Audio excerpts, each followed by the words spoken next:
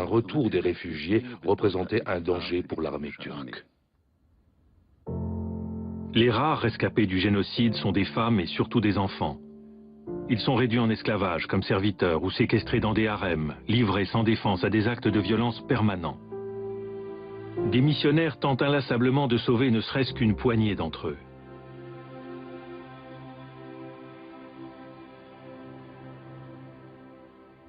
C'était à désespérer. Comment ces survivants du peuple arménien pouvaient-ils s'en sortir? Et ces innombrables enfants sans père posaient un problème insurmontable.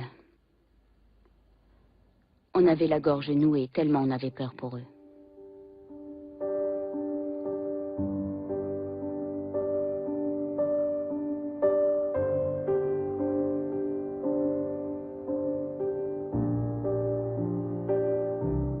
Après la guerre, ma femme et moi avons pu emmener 8000 enfants au Liban. Au départ de Harpout, où il s'agissait d'expédier 5000 enfants, il fallait faire en sorte que le plus grand nombre possible d'entre eux partent en même temps. Au cours des 3 mois que m'ont pris ces convois, je suis parvenu 2 fois à acheminer près de 700 enfants d'un coup. Ces jours-là étaient de grands jours. Quand il pouvait être du voyage, les enfants rayonnaient. Le peuple d'Israël n'était certainement pas plus joyeux quand il a quitté l'Égypte.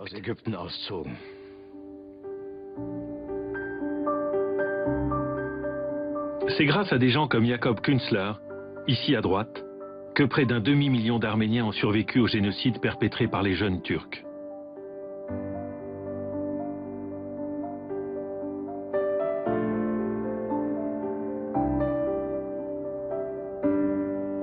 Aujourd'hui, âgés de plus de 100 ans, les survivants ont trouvé une terre d'adoption au Liban, en France, aux États-Unis ou dans le sud du Caucase où une petite république arménienne a été créée.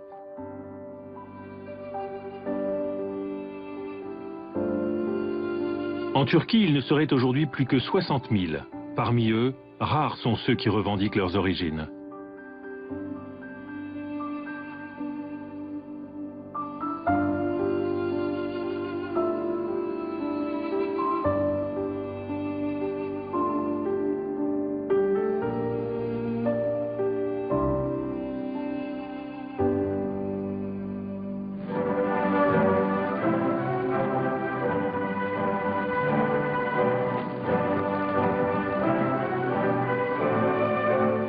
CBS Television, in cooperation with the United Nations, presents the United Nations Casebook. Tonight, Chapter 21, Genocide. Well, now we come to our guest, Dr. Raphael Lemkin, who is a professor of law at Yale University and specializing in teaching matters about the United Nations. Dr. Lemkin is the man who created the word genocide and really has fought this thing from long, long ago. Dr. Lemkin, could you give us a little background on how you came to be interested in this genocide fight originally? I became interested in genocide because it happened so many times. It happened to the Armenians, and after the Armenians got a very rough deal at the Versailles Conference because their criminals were guilty of genocide when punished. En 1943, les nazis transfèrent la dépouille de Talat Pacha de Berlin en Turquie. L'événement est célébré en grande pompe. Le fait que les responsables du génocide arménien soient restés impunis conforte les nazis dans leur propre plan d'extermination. Dès le 22 août 1939, à quelques jours de l'attaque de la Pologne, Hitler déclare devant des généraux de la Wehrmacht « J'ai donné l'ordre à mes unités à tête de mort d'être sans pitié envers hommes, femmes et enfants d'ascendance polonaise et de leur donner la mort. » Et il ajoute « Qui de nos jours parle encore de l'extermination des Arméniens ?»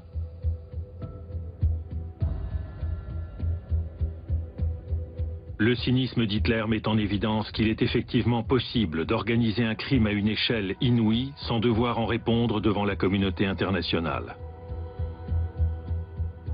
And however, no action was taken, but Hitler took action, and that precipitated conscience of the world to do something about it. And then I said to myself, now, being a lawyer, I'm going to do something. I thought that crime should be punished by court, by international law. Raphaël Lemkin élabore la Convention de l'ONU contre le génocide qui sera adoptée par la plupart des États membres en 1948 et 2 ans plus tard, également par la Turquie. Lemkin n'est pas le seul à considérer que les méthodes employées par les Turcs, à savoir les expropriations, les sélections, les déportations, les marches de la mort et les camps d'extermination, représentent un modèle de référence pour la Shoah et d'autres génocides à venir. I would urge, and I think that's the spirit, the unanimous view of the Assembly, that this convention be signed by all states, ratified by all parliaments at the earliest date, in order that basic human rights be given the protection of international law for the sake of progress, social and international peace. Les souffrances du peuple arménien, les hommes, les femmes et les enfants qu'on a noyés dans l'Euphrate ou massacrés à Deir Zor ont conduit à l'adoption de la Convention de l'ONU contre le génocide.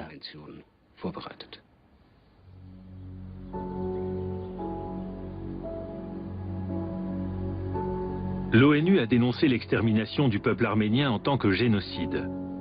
Mais bien que les coupables aient été condamnés à la peine de mort par contumace par des tribunaux turcs après la Première Guerre mondiale, leur mémoire est encore honorée dans la Turquie d'aujourd'hui. Dans le centre d'Istanbul, 2 monuments aux morts imposants sont dédiés à Enver et Talat Pacha, comme si leur crime n'avait jamais été commis.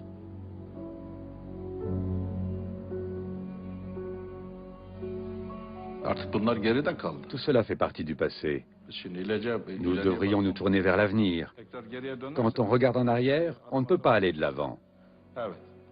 Ma liberté d'opinion me permet de dire cela.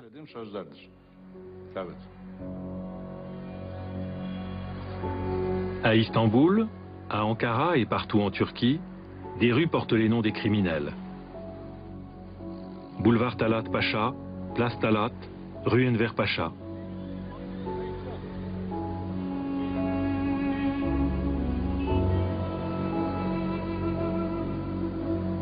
Aussi ne voit-on rien de choquant, semble-t-il, dans le fait de baptiser une école primaire du nom de l'un des responsables du génocide. Et donc, c'est comme si les nazis continuaient d'avoir droit de citer aujourd'hui en Allemagne, à ce que serait l'attitude d'un jeune juif si aujourd'hui à Berlin il y avait une rue Adolf Eichmann. Aujourd'hui comme autrefois, la Turquie est un allié précieux. Aujourd'hui comme autrefois, la communauté internationale reste sur sa réserve au sujet du génocide. Même si des pays comme la France, la Russie et l'Allemagne ont entre-temps condamné le génocide, aucun pays n'a pour l'heure exigé de la Turquie qu'elle le reconnaisse officiellement, ou encore moins, qu'elle rende justice aux Arméniens sous forme de réparation. Au premier rang de ces pays, il y a les États-Unis. Les États-Unis qui étaient pays neutre jusqu'en 1917 en Turquie et qui avaient des consuls dans toute la Turquie, ont eu, et ça a été publié, les rapports de tous ces consuls américains, de leurs ambassadeurs, et qui ont apporté une preuve tout à fait décisive de l'articulation et de l'organisation de la déportation et de l'extermination. Donc, moins que tout autre peuple, les États-Unis ne peuvent ignorer l'existence de ces génocides. Si la plus grande puissance mondiale n'a pas le courage de parler clairement du génocide arménien, pourquoi la Turquie le ferait-elle? En 2007, après de nombreuses tentatives avortées, le Congrès américain appelle une nouvelle fois à reconnaître le génocide dans une résolution. La Turquie réagit immédiatement en menaçant de rompre les relations militaires et diplomatiques et rappelle son ambassadeur à Washington. Why all of a sudden there is so much attention to this resolution that is not even binding? The genocide happened. Why not acknowledge it and move on? But I feel pressured. I feel like I have a Turkish sword over my head. Somehow if I vote, it's the wrong way here.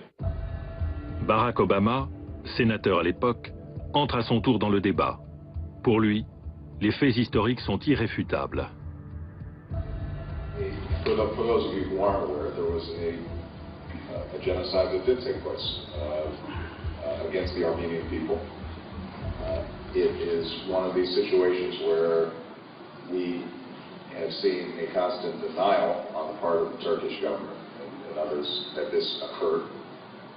It has become a sore spot diplomatically.